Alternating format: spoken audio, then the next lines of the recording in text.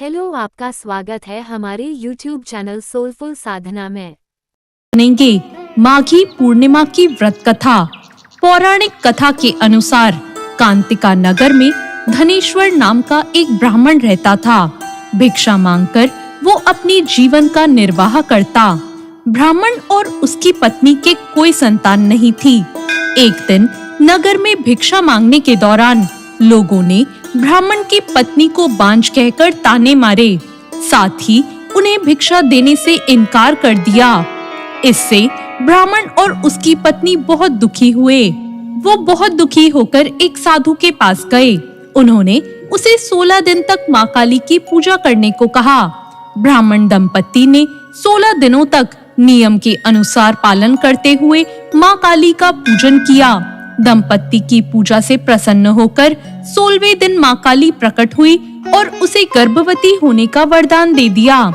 इसके साथ उन्होंने ये भी कहा कि पूर्णिमा के दिन एक दीपक जलाना और धीरे-धीरे हर पूर्णिमा पर एक-एक दीपक की संख्या बढ़ा देना। ऐसा कम से कम 32 संख्या तक करना और तुम दोनों पति पत्नी मिलकर पूर्णिमा का व्रत रखना। मां काली के कहे अनुसार ब्राह्मण दंपत्ति ने पूर्णिमा को दीपक जलाना शुरू किया और व्रत रखे। ऐसा करने से ब्राह्मणी गर्भवती हो गई। कुछ समय बाद ब्राह्मणी ने एक पुत्र को जन्म दिया।